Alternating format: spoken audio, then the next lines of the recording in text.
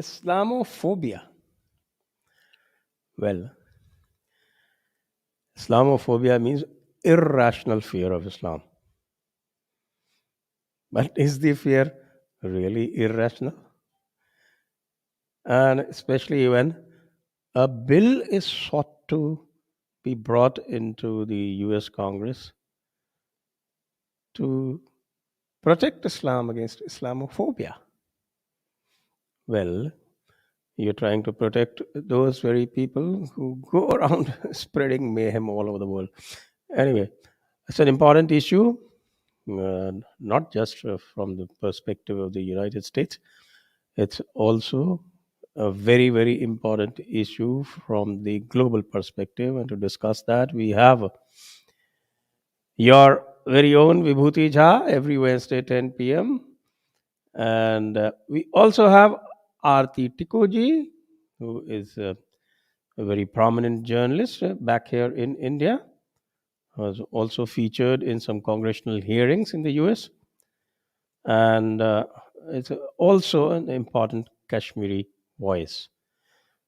So please subscribe and please visit our description where you can support us and where you can also follow our social media handles. And this is the announcement regarding our Jaipur Dialogue Summit 2021, our annual event. And the theme this year is India in 2030. And it will be on from December 1 until December 5. And we have title sponsorship as well as session sponsorships open.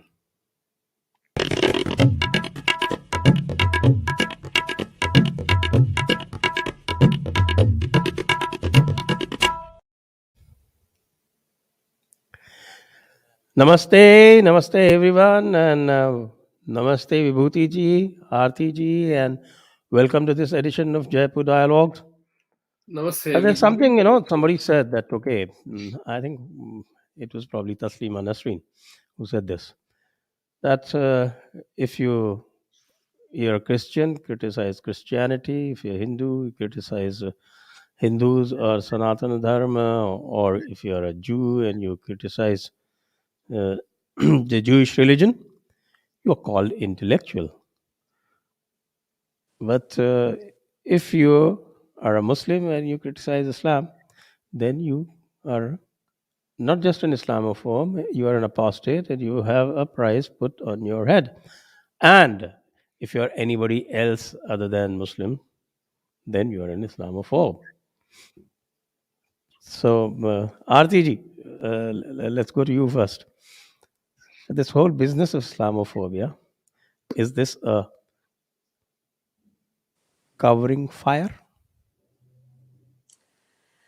Absolutely, it is covering fire, but I think it's more than just covering fire. I think the way Islam has been practiced in the world, especially in the last, I would say, last 70 years, because I'm counting 70 years because I think Islam's practice and Islam's manifestation in the Indian subcontinent was essentially led to the creation of Pakistan, and it led to the partition. It led to the horrors of the partition, which included millions of people getting killed, which included millions of Indians getting displaced. And the story has not ended with the creation of Pakistan. It has not ended with the creation of an Islamic Republic of Pakistan. But leaving that aside, I want to focus on how Islam has been practiced and how it has been understood by our intellectuals in India. We will go to USA, but first let me try to just dissect how Islam has been treated in India. One, of course, with the creation of Pakistan, we thought that the problem that Islam raised, which was essentially that Hindus and Muslims cannot coexist, which essentially also meant that Muslims ought to have a separate Islamic state. We thought that with the partition, that story, that issue that Islam had raised has ended, but it did not. In fact, we saw that after the partition, we saw Islam raising several other issues and several other questions, which included how Indian Muslims, for example, were to be treated by the Indian constitution. We saw that there were special privileges. We also saw that there was special, not just privileges, but how law almost did not even apply to Muslims in many cases. That is why, Shahbano happened in India, and that is why we saw that Muslim appeasement became the norm of the Indian state in the last 70 years. And in between, what we saw was that whenever, for example, I want to quote Salman Rushdie's example here, because Salman Rushdie, who called himself uh, of Indian descent, and his book, The Satanic Verses, became a turning point not just in India, but the rest of the world. That Satanic Verses, if you remember, was became one almost a fulcrum for mobilizing Muslims across the world, especially in India, where um, the criticism against Islam became a no terrain. It became a completely an unacceptable thing in India and the rest of the world. And since then, we have seen whatever criticism happened in India or outside India, it was not accepted among Indian Muslims, because somewhere the state also felt that the Satanic Verses ought to be banned. The criticism against Islam could not be tolerated. There is a history, of course, I think that happened before the partition, before um, the Indian state was formulated. I think Rangila Rasool, which was a book in which again Islam was criticized, and it led to lots of debate, and it also led to then the dilution of freedom of speech later in the Indian Republic. So Islam has been treated very differently as against other religions, as against other scriptures. Quran, for example, as you yourself rightly pointed out, you cannot criticize Islam, you cannot criticize Quran, you cannot criticize Prophet. And the Indian state approved this whole idea that Islam is above any criticism. There was a complete exemption which no other religion has been granted in India, or which no other community has been granted in India or the rest of the world. But what is sad here is that, okay, India is a third world country. We are still very backward, and we still don't understand many of these issues. But in the West, which took so much pride in its freedom of speech, which took so much pride in Renaissance, which took so much pride in fighting against the church, it somehow has surrendered, capitulated to the tyranny of Islam, or the tyranny of this fatwa that you cannot criticize Islam. That is why what we have been seeing in Europe or in the US in the last post Second World War, which sort of also coincides with the Indian partition, that the West has also, accepted Islam's supremacy. It has also accepted the fact that you cannot criticize Islam, and it has internalized, and now to the point that Ilhan Omar, who's a known Islamist, she's dared to bring in an Islamophobia bill. basically to cover uh, how Islam has been practicing itself. You know, many people say that Islam is a peaceful religion, but then there is Taliban, which also claims to be an adherent and in fact a champion of Islam. Then there is ISIS, which also claims to be a champion of Islam. Then there is Pakistan's Sharia law, which is also a champion of Islam, and with all these strands of Islam claim to be Islam. And all these strands of Islam are prohibiting the rest of the world from criticizing its horrendous actions and its horrendous ideas and its horrendous practices. For example, beheadings are Islamic according to ISIS. Stoning women to death is completely Islamic according to Taliban. Then women getting raped in Pakistan, and yet nobody coming forward to execute or to prosecute the rapist, because Sharia doesn't permit it unless you have uh, four or so, I don't know how many witnesses. Yeah, So four all witnesses. four witnesses, yeah. So all these strands of Islam, whether they And those are four under, means four male witnesses. That means yeah, if there so is any all these, female in that, then you increase it exactly. So by a all factor of two. these, yeah, so all these strands of Islam which are being practiced by Islamic Republic of Pakistan, which are being practiced by Taliban, the ruling rulers of Afghanistan, the ISIS, the Al Qaeda, the Jaish e Mohammed, Lashkar e Taiba, Hizbul Mujahideen, all are champions of Islam. But Ilhan Omar, mm, one who in fact almost defended Al Qaeda, she is a congresswoman in America, and it's amazing that the US has accepted that Ilhan Omar can defend Al Qaeda, which killed over 3,000 Americans on September 11. And she got away with it. And she's bringing in a bill to censor any criticism against Islam. So this is the tragedy which not only India but the rest of the world is also in a way embracing, uh, and forgetting, overlooking their own past, their own history, against their own church, against their own religion, against Christianity, against the Old Testament. All of that is overlooked.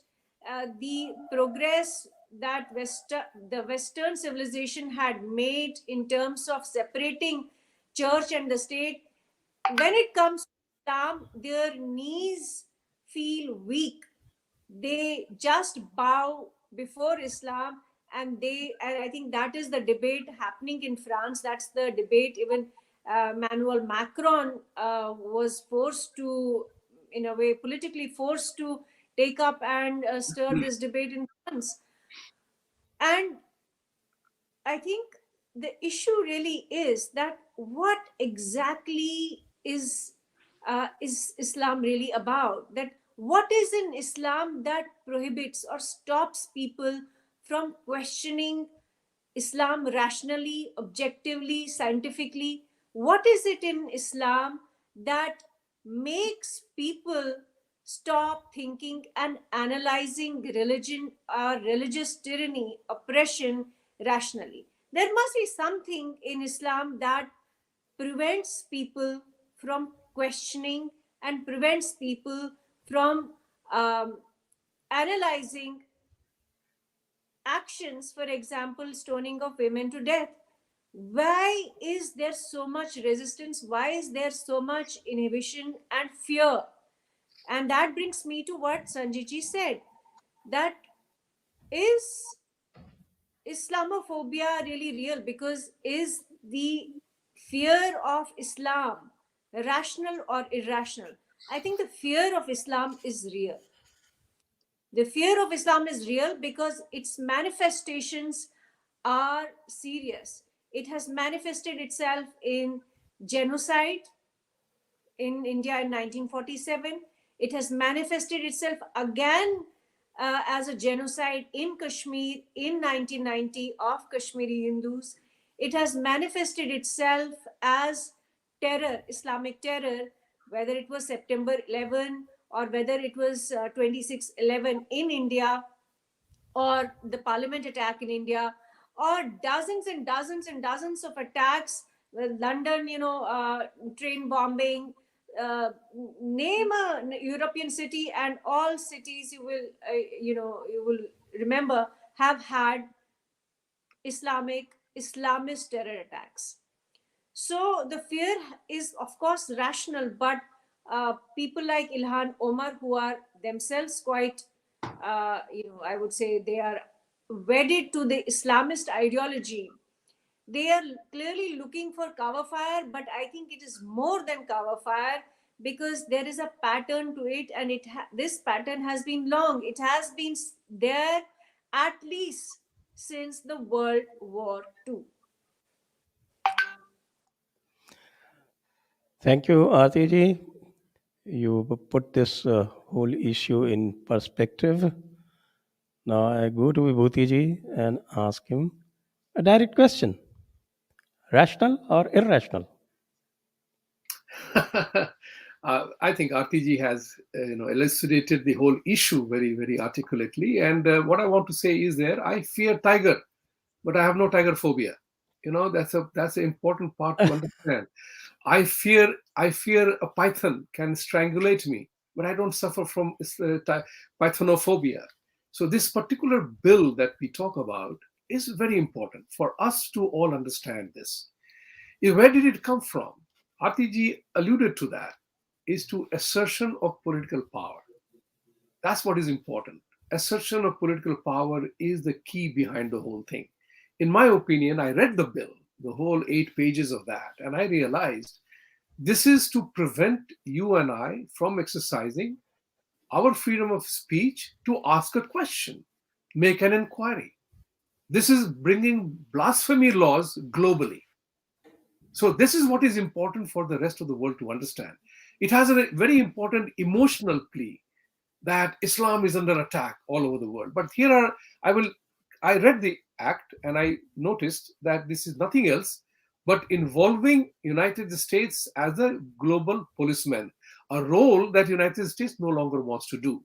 So I suspect if the bill will ever pass, but important thing is to recognize what is in the bill, what has been asked of the public to understand about the bill. And that's one of the things is to appoint a special envoy, an ambassador, under the Department of State to monitor and combat acts of violence against Muslims and any incitement about Islam, right? The other one is to coordinate and assist in assessment and description of the nature and extent of acts of Islamophobia and incitement. Who does it most? That is the question. Who does it most? We must ask that question. Other one is inclusion of incidents in foreign countries. Forget about America. They want to control the whole world's consciousness and the discussion. Even in foreign countries, expand the jurisdiction of understanding who is harassing Muslims, right? Important part here. They talk about minority Muslims in Pakistan. They don't talk about minorities anywhere in the world. In Islamic countries, it's only about minority Muslims being harassed. Now you realize why the CAA proposition was so attacked. The other part is they want to record acts of physical violence against vandalism, against Muslim properties. Then they want to say education of people about Islam. See how the education of you and I, or Christian world or Jewish world, will be through Sharia. That's the way they are. So they want to impose their education on us, not accepting the free world that they all travel to. This is another bizarre scenario. Everywhere the Islamic problem happens in any part of the world, they all migrate to free countries. And after settling in the free countries, then they begin to demand Sharia law and they begin to demand halal. So imposing Sharia through the back door, or Islamic practices through the back door. And I totally agree with RTG in this matter that the West has to recognize this. You cannot, when your enemy, and they have played the game very well, they recognize They have understood the democratic process very well. Because I was told soon after 9/11 that we will hit you hardest on things that you are proud of: your democratic process, your rule of law, your freedom of speech, your freedom of religion. I will ask for all of it, but I will give you none of it, because there will be no reciprocity in my countries, in my belief, to accommodate you. So here is what I wanted to ask Ilhan Omar. So if you feel there is a phobia, then I want to demand from you. I want to demand reciprocity. Would you consider dropping the word, uh, the kafir and kufra and non-believers, that you will slit their throat? I mean, these are some such strange and bizarre inconsistencies that they demand what they don't want to give you. Isn't that very bizarre? That we must begin to question. We surrender our right to even ask a question, that in these 21st century, do you really believe in the concept of 72 virgins? Am I not? Can I not? Does my freedom of speech allow me to even ask that question? And if I'm prohibited because I hurt your sentiments, then freedom of speech is damned. And that's what is important for us to know. And this education part, the whole thing has been played upon extremely well. And that's what is important. They understand the systems that they go into. They destroyed our Sharda Peeth in Kashmir. What did we do? Atithi Devo Bhava. We did not align our own concepts to see what the evil was at the door. When the barbarian is at the gate to slice your throat, you can't be offering him champagne, cookies, lassi, and gulab jamun. We have to fight. So we have to realign. My question to Ilan Omar is that your fear be what it is. If you fear that way, are you willing to change? Are you willing to embrace our philosophy of mutual coexistence with respect and acceptance and tolerance, if tolerance is the word to be used? But I use the word respect and acceptance. Do you accept me as I am in this God given world? Then only religion has a role to play. But religion, as is practiced today, is a cause of major disturbances around the world. Most major problems are on account of religious perfidy that goes on unabated. And that's what is important for people like us who believe in democracy, who believe that my way is my way. My way is not, it's not my way or highway. It's my way is my way. Where is it that Quran says or anything says that you have to spread all over the world on Friday to capture the streets for worship? These are inconsistencies in the practice and precept, and we have to contest that. We cannot surrender our right, a fundamental right, just because you don't like it. That's what is important for us, and we have to rise above that. We have to rise, we have to ask questions. We cannot give up our right to ask and make an inquiry. And that's what I oppose that bill. And I think in the US, the way I know this country, anything can happen. Bills pass, bizarre bills pass. But this bill will not go further because it is a play. It is a play. Whether the play is played upon or played, we will see how it shapes up. Right. And of course, Gigi, I uh, had one. They make that. I just wanted to tell you the fundamental from where all this comes, that you say that mm, why they play this victimhood, where this victimhood comes from. It comes straight from the book.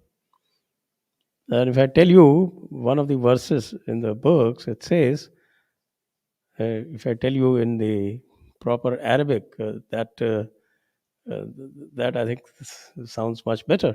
Says that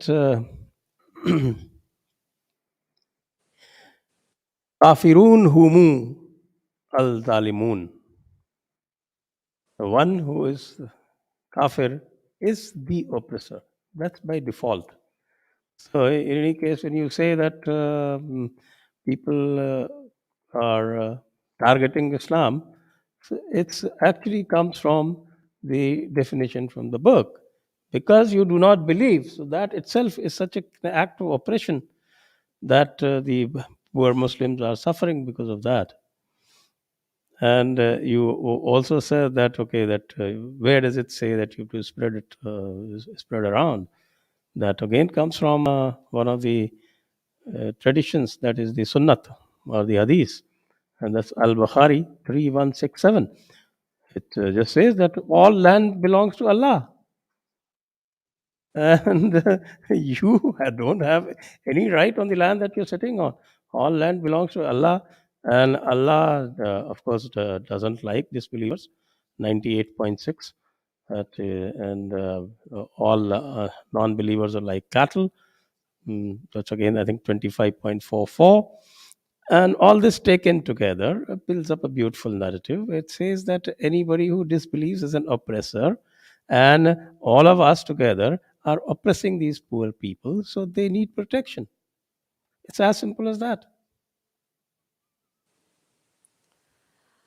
Sanjay ji, the book may say whatever whatever you quoted, but the issue, in fact, is that are modern Muslims really supposed to follow every single uh, tenet or every single whatever whatever is written in the book? Vibhuti ji mentioned something, and I think I wanted to express my slight disagreement with that. He said, "Ki wherein does it say in Quran that you have to sit on the road for prayers on Friday or something akin to that?" But my question is that why should modern Muslims, especially living in democracies, the Western democracies, Indian democracies, where we have where we are founding fathers of the republic, for example, in India, they drafted a constitution, we ratified it as citizens of this country, and we all are supposed to abide by the constitution. So where does Quran even come into the picture in India, or the USA, or any of the Western democratic countries? This emphasis, this focus on the book, whether by Muslims themselves or by non-Muslims, I think is doesn't really make sense in democracies. It may make sense in Afghanistan, or it may make sense in Pakistan, but why are we giving so much importance to the book? Why aren't Muslims in democracies um, able to make this distinction that the supreme book or the supreme document by which we are leading our lives in the modern times, it's the constitution? Why aren't they talking about the constitution? Why are they going by the book? And I think I know part of the answer is probably because Muslims think, even in democracies, that they are first Muslims and then citizens of any republic. I think this thinking has to be changed. This has to be changed because we as a democracy cannot really grant this kind of special privilege to one particular religious community. I think it is counterproductive for any democracy to give such privileges, especially when the religious book or holy books have been written, hundreds of years ago, perhaps were meant for a specific time and context, perhaps were meant for, uh, the Arabian culture. We don't know what it was. Maybe we do, but we don't know what the context was. So my issue really is that why are democracies giving such a huge long rope to Muslims when such a long rope is not provided to any other religious community? That's where I really have a problem. I don't really care what the holy book or books say, because we are not leading our lives according to whether it's Manusmriti or whether it's any other religious book. Our daily decisions, our governance, our statecraft, our policies are not dependent on what religious books are saying. So why such exemption? Why such waiver to Muslims? That's what I think, is the most important question, and uh, especially in democracies. But the other point I really wanted to make was that, which you said, Mr. Jha, and I think that is a very important part, that power through backdoor. And I think this whole idea emerged after the Ottoman Empire collapsed. Somehow, Muslims across the world have been made to believe that they are the chosen ones, and they are supposed to be in power not only in their respective regions or countries, but they are supposed to occupy the rest of the world, and they are supposed to rule the world. This notion, this supremacist, bigoted notion, is the reason why I feel this, USA Islamophobia bill has been brought by Ilhan Omar, a known Islamist herself, because somehow they feel that they are the chosen ones and they have to be, they ought to be in power. Jinnah felt that, Iqbal felt that. That is why Pakistan was created. That's why they could not accept a secular dispensation or a pluralistic dispensation under Nehru or under Patel. And this is happening across the world. It's happening in all the democracies, that Muslims ought to be in power and they ought to decide for themselves. They ought to have their own laws, whether it's Islamophobia law, whether it's Sharia law, which did happen even in Britain, where Sharia courts came through back door. And it's happening in many other democracies as well, because after the collapse of the Ottoman Empire, when yeah, I think Arab civilization, I don't know whether they were a civilization actually, but Arabs and many other Muslim communities across the world, they felt that this is the only way to grab power, because in democracies there are loopholes, and they have been using those loopholes. It's almost like an arbitrary system, that they've been using those loopholes to acquire power without fighting conventional wars, without going to war with big nations, with big nuclear powers, with superpowers, whether it's America, whether it's Europe, whether it's India. So it's almost like a bloodless coup. You infiltrate into democratic systems, you subvert the institutions of democracies, you weaken them by bringing in such laws such as Islamophobia law or Sharia law. In fact, even in the United Nations, which was supposedly the the global body where everybody's rights were to be secured, where united, where universal human rights were supreme. Even there, somehow they have infiltrated into the institution, and they have weakened it uh, by bringing in Sharia laws, by bringing in Islamophobia laws, directly or indirectly. So I think the issue really is that, why aren't democracies able to see that one religion or one particular community is subverting democracy, is subverting democratic institutions by bringing in the Islamic supremacy, and by making uh, pluralistic societies surrender before Islam? Well, actually, whatever you said, Aarti, it almost reads like the charter of the Muslim Brotherhood.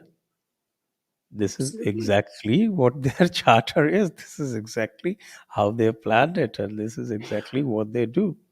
Vibhuti ji, I think you have considerable experience with the Muslim Brotherhood and its representative, the Khair.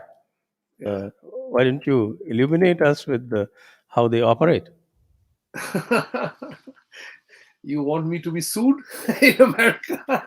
But that's not my fear at all. I'm not suffering from any phobia. But Aarti Uh, said you something can very, always have rational fear, that yeah, we grant you, yeah. but irrational Like fear, no. Aarti said, that why are democracies bending backwards?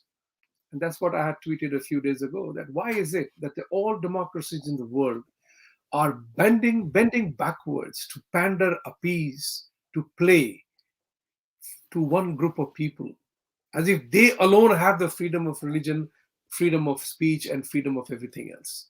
We have none. So our freedoms are subjugated because we want to protect somebody else's freedom. And that needs to be fought. What is important here is to remember that Aarti alluded to that. They have understood the process of democracy very well. Votes count, numbers count. That's where you win the election. And they vote en bloc. Can I share with you? A good Muslim friend of mine in Delhi told me, Jha Saab, between Jha, Dixit, Tikoo, Mudaliar, Murthy, Reddy, भक्त स्वामी चटर्जी, आप सब election लड़ोगे, आप सब हमारे vote लेने आओगे, each one of you will give me concession and I will demand that concession. I will take concession from each one of you and I will rule the country. You will have your government, we will rule the country. So when this was told to me as 10, 15 or 12 years to 20 years ago, that's the mechanism. When somebody understands your mechanism, you have to protect your mechanism to see that you are not hurt. And Can I? that's what Can is. I? Yeah, go ahead. Can I? Yeah, I think that particular thing was completely defeated by Himanta Biswa Sharma when he said in That's his right. election, "I don't want your votes." You need one guy like that. You need leadership like that. I was coming to that. Everything can be defeated if there is a person with determination who comes up with that. So you have to rise above an occasion. But here is the important part. They have a very important understanding. हम violence में ही विश्वास करते हैं. We are violent people. For us, whether it's a cartoon or anybody questioning me, I will resort to violence. We save lives and they die for it. They want to die for it. There's a very interesting dichotomy in the way we lead our lives. They die for the 72. We die. We protect people from atrocities of otherwise. This is what is important for us to understand. That when somebody has understood your game of the vote bank, think about it. In the US, during the Georgia runoff elections, Senate elections, this Ilhan Omar and her group of people openly said that this is a time for Muslims to vote for Democratic Party. They openly gave a call. Nobody said a word about it. But had it been, I asked this question, had Hindus made a statement, similar statement, that vote for X or Y, that would have become a Hindutva agenda. But nobody talks about Islamic agenda. And this ought to be a matter of concern for all democracies around the world. Because we have a clear constitution and a clear religious path. The constitution governs our way of life. For Islam, the crisis is they can't coexist with democracy because their governing and religious precept is Sharia. They cannot go against that. They will not go against that. So in the name of freedom of religion, in the name of freedom of speech, they will impose upon you and I their belief, which is as per their religious doctrine. And that ought to be accepted under the banner of freedom of religion. This is, it is like you can't even cut a joke. One of the nicest jokes that goes around, I have a Muslim joke, but that will be my last one. So that's the issue. The other one which I read somewhere was very funny, that why chess is banned in Islamic countries. Any guess? Because Queen moves freely. He's a king who sits in one group, and rest of the praja is all there to protect him. So you have a situation. We need a mental shift, and that mental shift will happen this 21st century. That mental shift can happen if we apply science and technology as the standard of our new living. This instrument has no Islam or Christianity written on it. But tell me, How How do you many? know? There is a halal way of manufacturing it also. Exactly. So you have halal way of doing it. Even dal, chawal, even rice and lentils are sold as halal. Where did it Yes. happen? It's all And back to it has to be laced with spittle as well. exactly. Yeah. I mean, they justify spitting in the food being cooked. So I'm thinking, Yes, it is how, sunnat. so how does it happen? I mean, why any Indian must eat in a Muslim restaurant where you know somebody has spit in the food? Come on.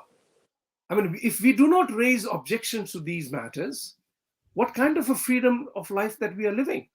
This is what is important for us to remember. That if you come to my country, embrace my life, my society. American way of life, or Indian way of life, or a Hindu way of life, or whatever it is. You can't come to my home and expect to be served food the way you exactly like it. Come and have the food the way I serve it. Whether it's jhatka or halal, it's up to me. And halal is a brilliant, again, this is where you have to admire and acknowledge the brilliance of the Islamic thought process, that they are imposing halal food all over, which you can make or certify only if you are a Muslim. So either you convert to serve halal food, or you just leave the economy totally. So the entire industries are being captured. So you have to understand the political Islam from that perspective. It's all about conquering the world. And that's what Islamophobia bill is all about, is to prevent even you and I or anyone asking that question. And I'm saying, where is the freedom of debate here? The whole life is about democracy, is all about debate, disagreements, dialogue. It's not about my way or highway.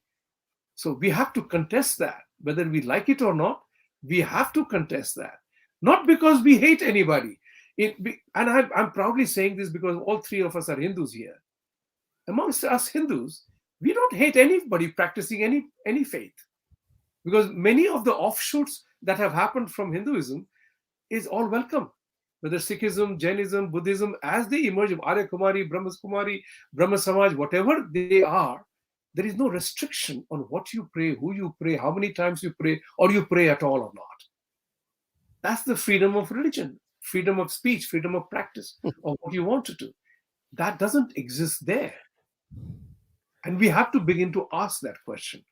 I don't hate Right. Muslims, I don't hate Christians. I have a problem only one thing. Don't tell me my way is wrong. You practice what you do in your own home. But if you come to my home, don't teach me my living style. Don't tell me about my living style. That's my question. But And we have to begin to assertively demand that. Vibhuti Ji, the issue really is that um, Muslim communities across democracies in the world, they've been encouraged to think this way by the West. Let's be honest about it. They've been That's a vote bank. encouraged. That is the vote bank They've been, politics. That I totally agree with you on yeah, that. Yeah. and that they have been encouraged to think this way even in India. They've been.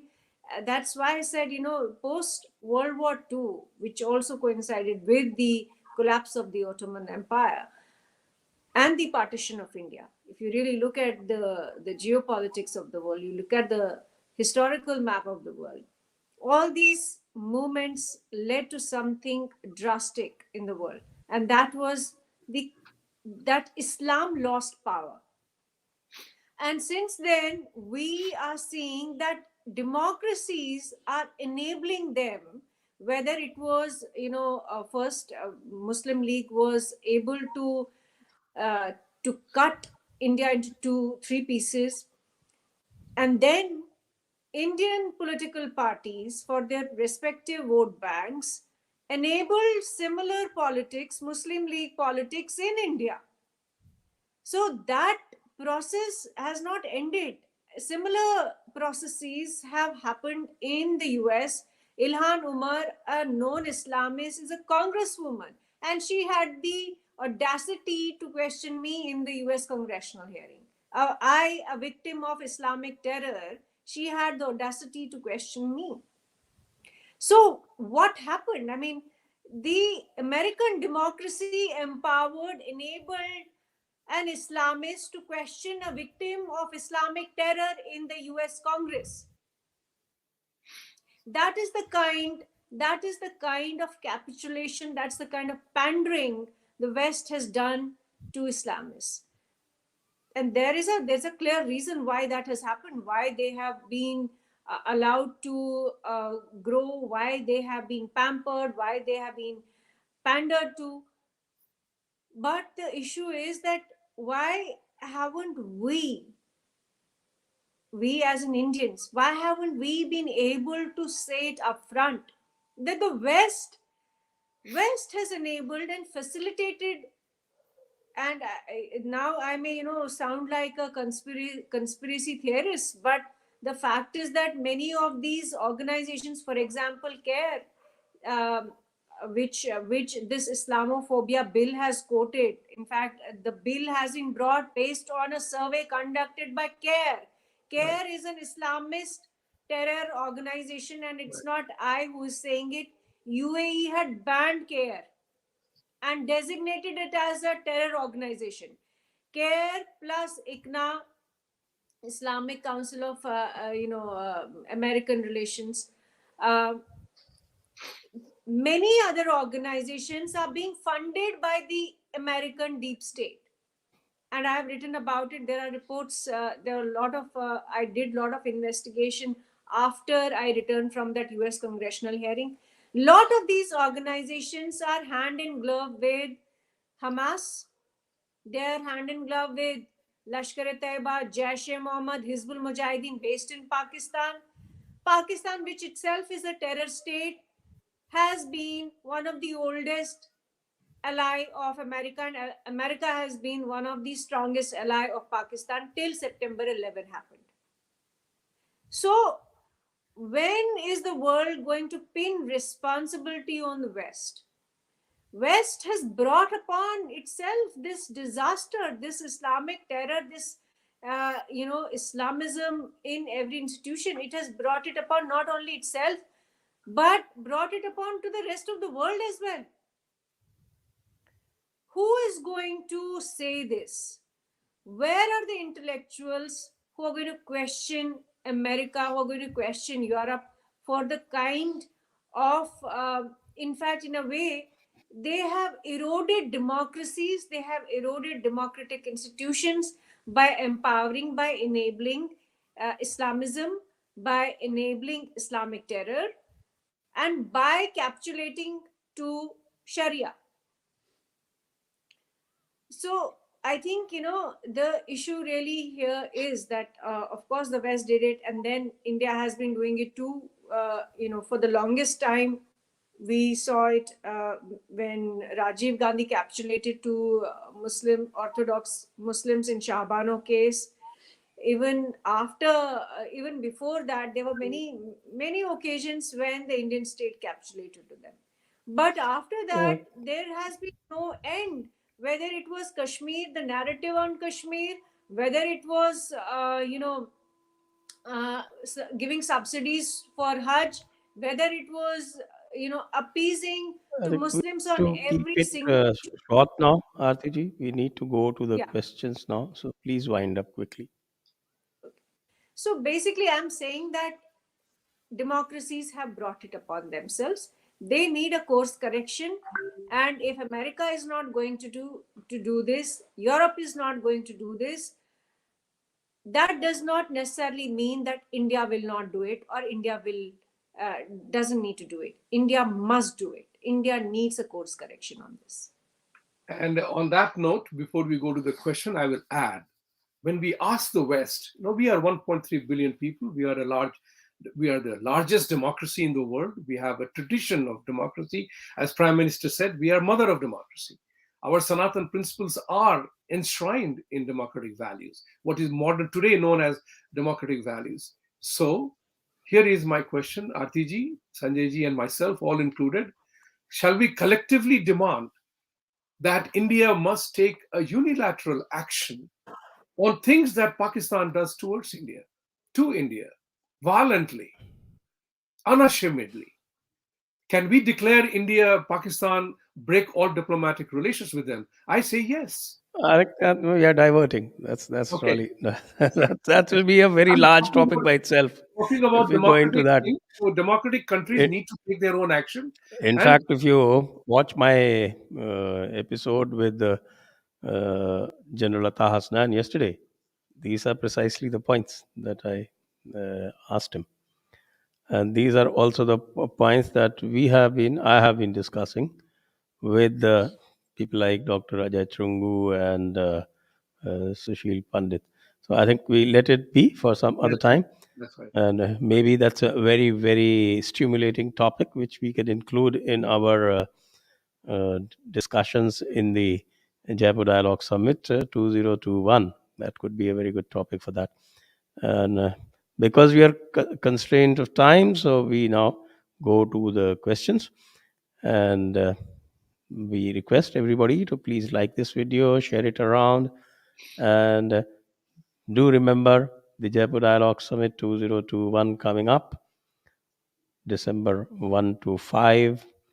Theme is India in 2030.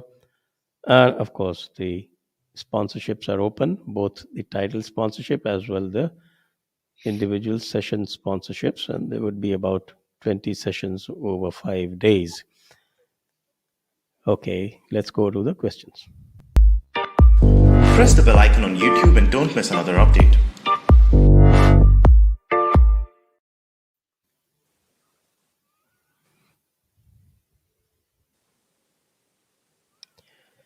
Mitesh Patel. Why the book matters? Because they believe in it. You're holding the Constitution supreme won't solve the problem. Don't put your head in the sand. Well, strong words. Aarti ji? Well, yeah. Well, I would say I would still say that the Constitution is supreme. If people don't want to abide by the Constitution, they are free to exit. They can take citizenship in an Islamic Republic of Pakistan. They can take citizenship in Afghanistan, where they might see Islam in its true form. They are free to go, they are free to leave. But in India, as long as we are a democratic republic, as long as we have our constitution, we will abide by the constitution, and anybody who has a problem with the constitution can go and take citizenship in any of the Islamic republics in the world. So book, as far as democracy is concerned, the holy book, Quran, as far as Indian democracy is concerned, is just another holy book, and no citizen in India can is entitled to consider it as more supreme than the Indian Constitution. Right. And that's something that I think we need to repeat very loudly and very clearly over and over again. Oneness, can we conclude in no uncertain terms? Congress Party was and is a supporter of Islamist fundamentalism. Will this be an open declaration and not left for it to be assumed? Can we, Vibhuti? I think. My answer Well, is very simple. I, Yes. I will not prejudice you, please. I just said yes, it is.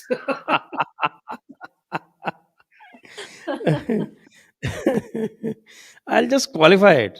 And oneness, Maybe I'm one with you on this matter. Absolutely. आप qualify कर दीजिए. That's all right. my qualification is that you say that Congress Party was and is in supporter of Islamists, you actually assume a conscious position from them. I don't think they're capable of any conscious position anymore. So that's how I'll qualify it. Algebra, maybe Islam is based on same human hypocrisy that our political systems are. You can't expect one such broken system to address the other. Oh, that's an interesting point. Very, very important point. Human hypocrisy. No, I have a different opinion. I don't think Islam and our political system, I think there's a difference. Because I think Indian overall, maybe we're talking about, vote bank politics in the Indian context or in the context of democracies. But where you can't really compare Islam with many Indic religions or Indic philosophies or Indic systems. They're not the same.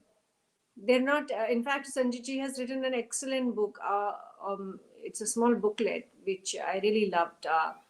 Are all religions You equal? read it? That, yeah, I loved it, and I really urge you to read that, because when we talk about political systems, even political systems are based on certain philosophies. And Indian political system, I would say, is based on a very different philosophical system as against political systems which are based on Islam. For example, Islam is Islam's political system is what you see in Pakistan today. Islam's political system is what you see in Afghanistan today, or in on or in other Islamic republics. Indian political system, with all its faults and flaws and you know I would say failures, is still a different political system with different approaches and different attitude to issues. uh, I wouldn't compare them. I think it's absurd to even compare them. They're not the same. We are far more humane. I mean, you cannot compare Indian political system with Pakistan's or Afghanistan's. We're not the same.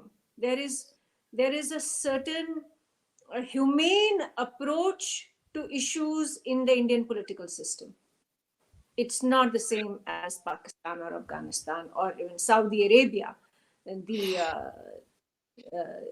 in a way, it's an equivalent of the church or the pope um, in Islam. So I would say I disagree. It's not the same. In fact, even though we are a broken system, but I think there is capacity to do course correction, there is capacity to reform, there is capacity to fix things.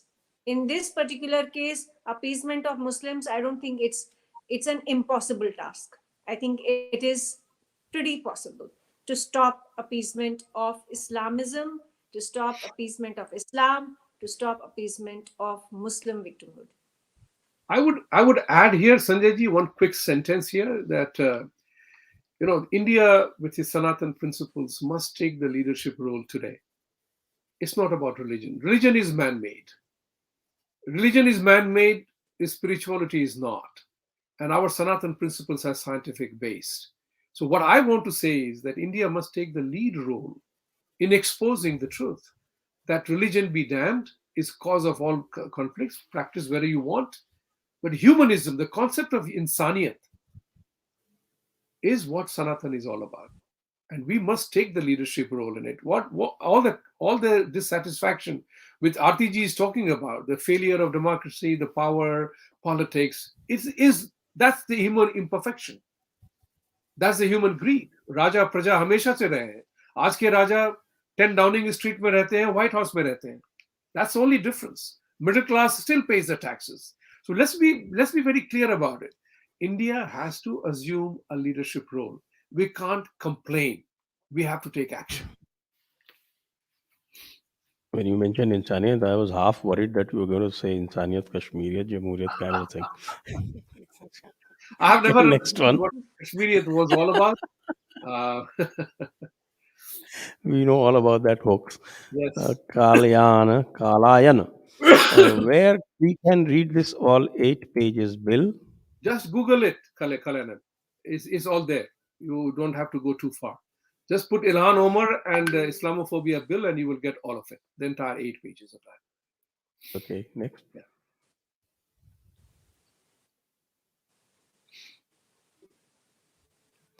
Oneness, thank you.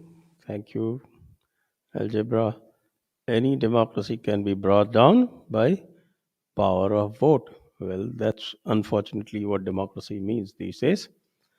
Uh, I am trying to redefine it. Let's see how it works out. Oneness. Put out a question on WhatsApp. Can that be posted? Super chat. Done. Desk. Please take care. No, Next. democracies. Shraddha. Yeah, Sorry. democracies cannot be brought down. Democracies cannot be brought down by power of vote. Political parties, of course, can be brought down by power of vote. So do not confuse the two. They are not the same. Political parties can come and Well, go. I think he had a different Democracies take. are What built. what he wanted to say was in the context of what was said earlier, that they can organize their voting blocks and they can defeat the purpose of democracy. Shraddha Kapoor, I wish I could deport all these Sharia wanting people to where Sharia serving land. Why don't they go? Why run from Afghanistan? It's a torture to hear them at 5 a.m. at 5 times shouting, Speaker Jihad, Speaker Jihad. Well, Yes. I think that, Aarti ji already said that. So we have to just agree with you. That's all. She, her choice. So probably rise of Islam is equal to end of Kali Yuga. That we need to bring someone else for that prediction. Maybe I'll ask Nilesh Oak. Or maybe we can get David Frolley. He's a very good astrologer as well. There is an important point to that, and I can tell you, sitting from New York here, that the amount of dislike post-COVID scenario, the amount of dislike people have for China and Islam in this part of the world is growing exponentially. It's only political correctness which is not allowing anybody to open. And somebody had mentioned about the look at United States today. Your freedom of speech is curtailed. The wokeism that has come about is that I'm right only if I agree with you. Otherwise, I'm subjected to Saul Alinsky methodology to dismantle me completely. You are also individually attacked, and they are target attacks. Think about it. I mean, there are so many issues we can, but time limitation is there, so we have to be careful about that. Yes. Next. Vijit Sudhakar. Will we have woke phobia bill next? I think that's a very good idea. Yeah. Hmm? What do you say, Good idea. Vibhuti ji? I think Will, Good there idea. has to be. So if there is a bill, is all that determines, then might as well have another bill for that. I think they don't even need a bill. They already have They already have. effectively It's already set. strangled all voices. Right. Right. Robber cool वो बाहर नहीं जाएंगे यही मक्का बनाना है उनको मैं कहूंगा कि आप मक्का उगा लो बनाने नहीं देंगे Islam is gang, Sim Singaria. Hindus are to form a gang to fight Islam as government administration establishments are surrendering in front of jihad blackmailing. Uh, any one of you can take this question? Yeah, I think that's what has been happening in the US. They are surrendering in front of the blackmail. That's why Ilhan Omar is a congresswoman. That's why. But I think it's not just the blackmail. I think somewhere the West has gone so far in its journey, um, I would say spiritually or the lack of it, that they have. And when I say the lack of it, I really want to emphasize on it, because the way American social system has broken over time, where of course they started on the path of enlightenment, they started on the path of separating state from the church, but somewhere they also went too far in their journey, where social systems, where society became irrelevant. Their whole approach to life became so individualistic, so self-centric, so mean in a way, that they forgot that there is something called collective as well. That they forgot that there's something called society as well. They forgot that there's something called collective goodness and collective welfare. And that's what led to allowing vote bank politics to get influenced by Islamists, to get influenced by you know Muslim blackmail, and that's how institutions were infiltrated into. So essentially, the West has to really look within. The answer is really within. The West has to really look at how they become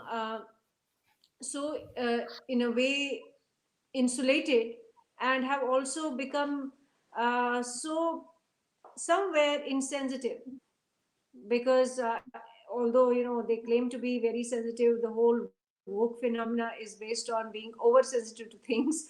But if you really look at the social structure, it's a broken system where everyone is alone, where individualism precedes and predominates everything.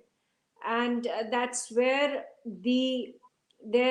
Muslim Brotherhood and organizations like CARE and ICNA, they have uh, they have found loopholes which they are exploiting, and they will continue to exploit, because they know that this is the weakness in the West. In India, it's a different thing altogether. The social system remains intact, the social structure remains intact, but I would say, whether it was the Congress or the left in India, they somehow they somehow copied, imitated the West without really understanding that ours is a different social system, ours is a different philosophy. But they applied and deployed similar template as the West. uh, the result of which is that Muslims were able to exploit those fault lines within.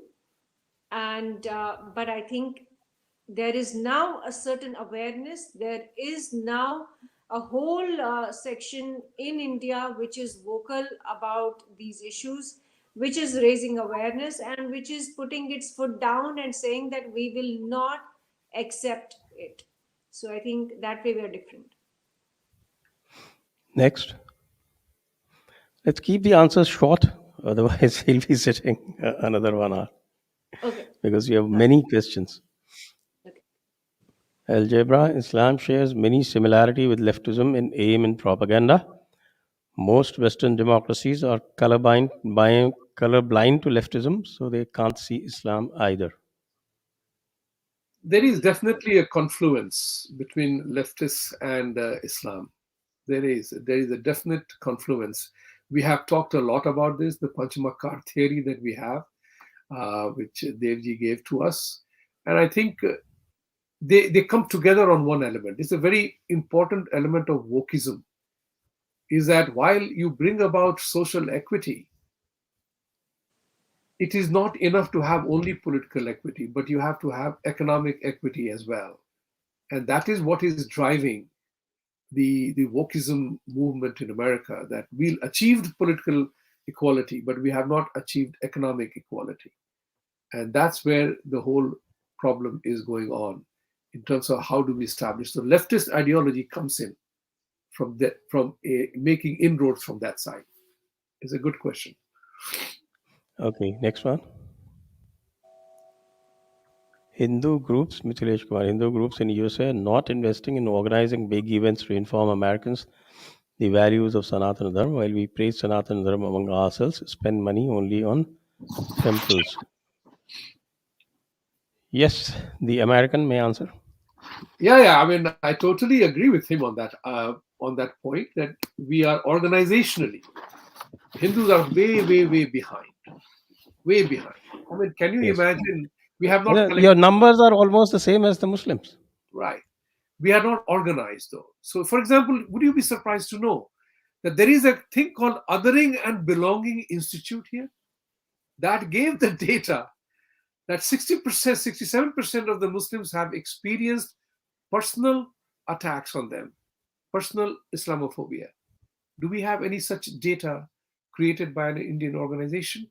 We have no organization. So let me give you an example. Just a month ago, Muslims of New York Democratic Club Banaya. Somebody made a club, the first ever. You know what are they discussing in it? That is the extent of political awareness and activism there. They are talking about redistricting and gerrymandering how to protect areas where they can be more vocal in vote gathering. Do we have anything like that in Hinduism? None. Do Well, our Hindus aware of that? None. they are far more advanced in Exactly. Canada, where, Yeah, where they manage it so well, and they correct. get so many people elected with a very small population. Yeah. Their population is probably as big, or maybe slightly bigger than the Hindus there. The But other they, part is also very important. These people, most of the Indians, do not come forward to face the brunt. हम सब पीछे से काम करेंगे. In Durga Puja celebration, there was a very important member of the Indian community who was very proud in saying, ki, I will work from behind, but I will not come in forward. I chided him that if people like you who have now retired, you have enough money of your own, if you are afraid of coming in front, heaven help those who want to come in front because they then become victim. It becomes easy for us to become victimized by a collective group of people who are focused on you. That's okay, what. next one. Next one.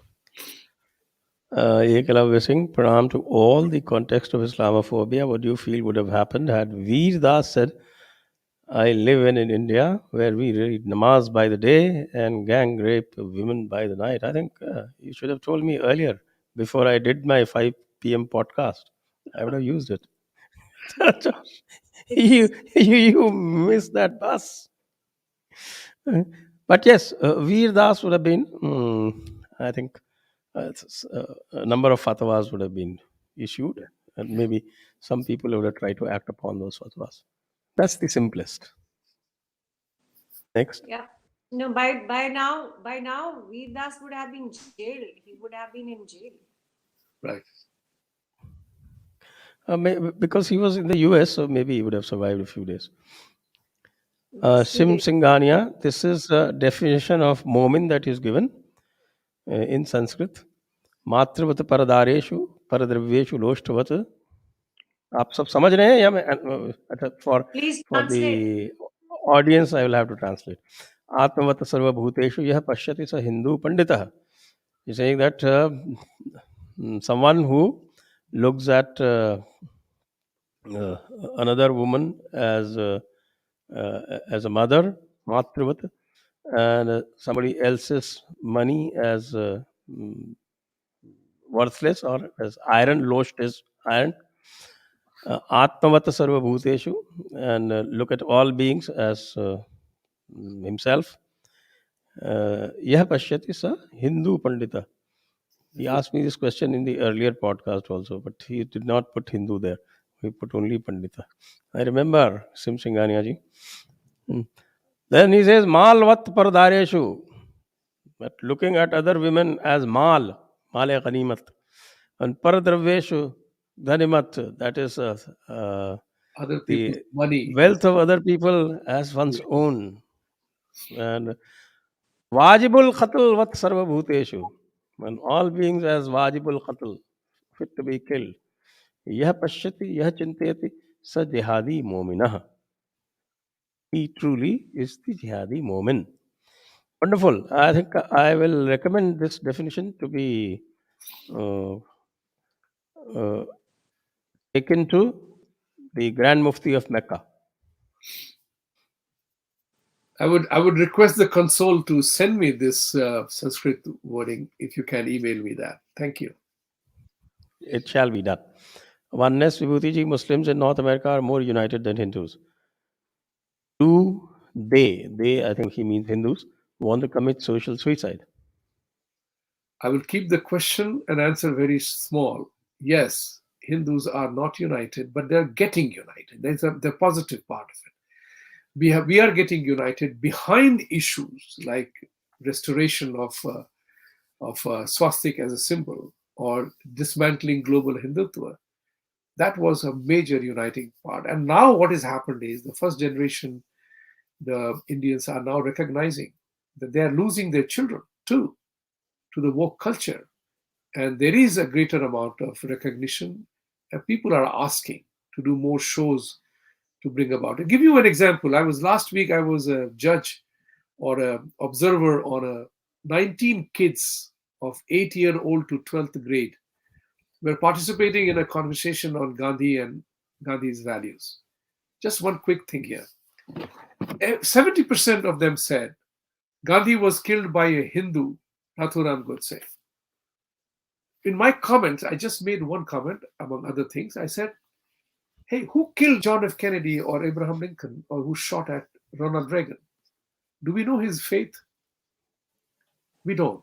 So why are we emphasizing here that a Hindu killed Gandhi?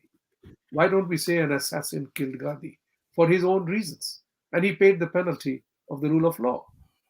That's what Well, is he wasn't the only one who paid the penalty. right. And there They are many others massacred a massacred. number of Chittapavan Brahmins. Correct. So the Massacred. question here is that we have to also begin to change our own The votaries of Ahimsa, right, votaries. they indulged in a massacre on the death of the apostle of Ahimsa, the supreme irony. Akshay Ghate, in every war, the old, the women and children are defeated. In Islam, all of the above three are defeated by fear. How do you propose they defeat their fear and come in front? Well, I think that's something not exactly germane to this particular discussion, but they can learn from this ex-Muslim movement of India. I'm not talking about the ex-Muslim movement of West because that still remains Hindu-phobic or Hindu-missic. But the ex-Muslim movement within India is very promising, and they can give you great reasons as to how to conquer this fear. And since I've been interacting with them quite a lot, I think they just describe it with one word: truth. Once you go for the truth, then you know the entire edifice of Islam disappears. Kalayan. Yes, this is Kali Yuga ending. It would end with the Satyanarayan Puja at Mecca, a Laghu Rudra at Medina, and Durga Saptashati at Masjid Aqsa. आपके मुंह में घी शक्कर. That's right. Oneness. The West are Lakir ke Fakir. Essentially, they are victims of the syndrome, naive, and cannot find a way out of it. And that is one of the key reasons why they are where they are. Comments. I don't agree they are naive.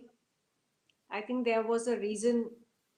It is going to be a long discussion if I start explaining why the West was not, Yes, was I know. not I know naive. it can go very long, but still, if you could Yeah, manage it in just a in one short line, sentence or that two. the West has not been naive as far as Islam goes, as far as Muslim goes.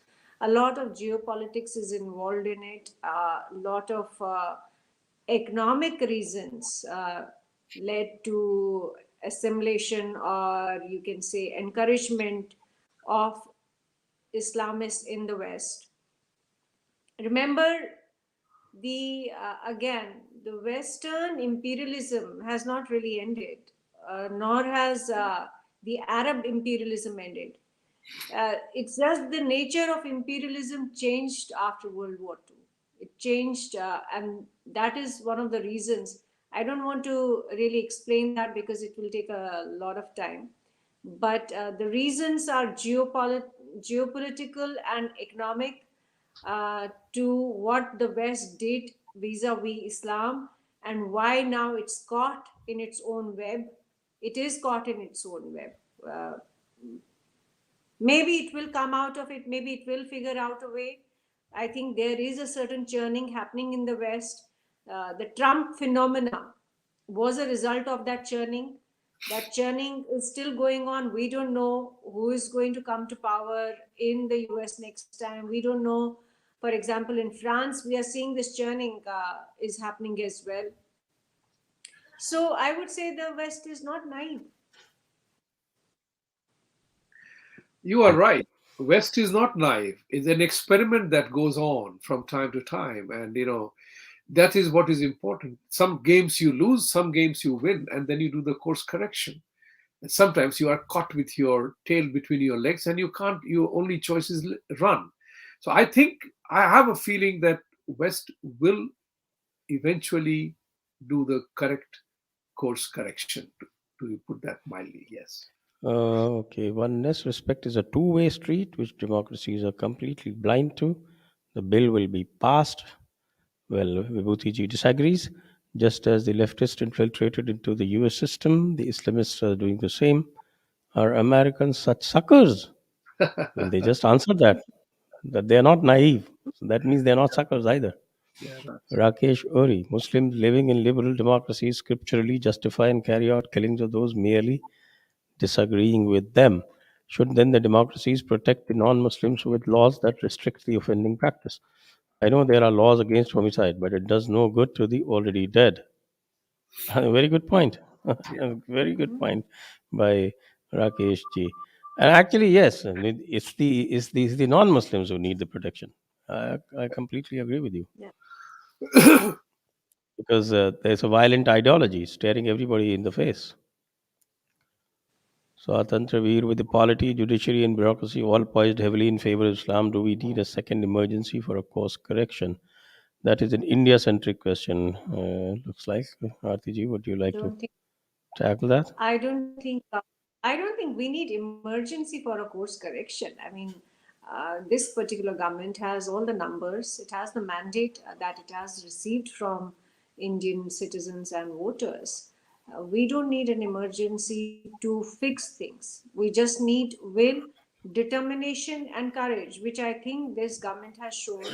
For example, there was a festering wound in Kashmir for 70 years. They fixed it by nullifying 370 and 35A.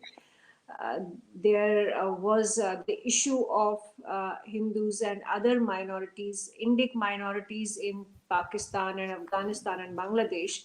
They brought in CAA, and that was again a step in the right direction. There are many other steps that they have taken in Kashmir. They brought in the Land Amendment Act. They opened Kashmir to the rest of India as the rest of India was open to Kashmir. Many steps have been taken, but a lot still needs to be done. There are many issues. I think the biggest one remains uniform civil code. That's what will, I think, really fix this problem once and for all. Next. Simsing Ghania, Islam and Christianity have great ecosystems with the foundation of the faith, Kalma, and Gospel. Both are Khokla dhols. The Hindus need to phodna hai and do the poll khol of Puj Allah Yehuwa. We keep doing that all the time, at least at the Jaipur dialogues. Mithilesh Kumar Vibhuti ji, I did not talk about complaining against victimization of Hindus. I feel that Hindus and Jews need to convey good thoughts of Sanatana Dharma to Americans the way Mr. Modi did in COP26, quoting from Rigveda and other scriptures. I agree. I was not talking about victimization either, but I agree with you that we have to take the message of Sanatan forward, our Vedic philosophies, and the West. And I feel that Americans, if spoken to correctly, they are looking forward to these wisdoms. And we are not doing it. That's our fault. I agree with Aarti ki, many a times we are at ourselves at fault by not taking our what we need to do. And my favorite phrase, knowing what we know now, if we don't take requisite action, who are we going to blame? Right. Next one. Ekalav Singh Aarti ma'am, the West is not naive, but there is indeed a huge proportion of world population who doesn't understand and is ill informed about the agenda of other religions against Sanatani value system. Well, you would be surprised actually that most of the people by instinct know things. They may not have information, they may not have knowledge, they may not have historical facts um, on their, they may not have that knowledge. But people know these things by instinct. People you speak to, why do you think there is such a churn happening in the West? Why do you think people supported Trump, who who has been, who's been called sexist and called all kinds of names, despite his erratic behavior, despite the fact that he was brash, he was brazen. People voted for him in one term, and people still are, gathering around him. People know these things by instinct. They may not know things intellectually, or they may know not have historical facts, but they know things instinct by instinct. And that's why I'm repeatedly saying that there's a churn. We don't need to teach. In fact, somebody asked this question, that we are not able to teach Sanatan Dharma, or we're not able to organize events around Sanatan Dharma in America.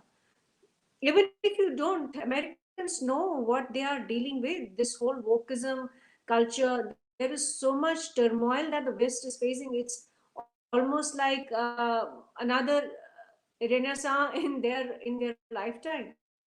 It's another moment of enlightenment where they feel that the biggest the democratic project has failed in their case, because they went along with the erosion of democracy on their own for vote bank politics, and now they are facing a grave crisis.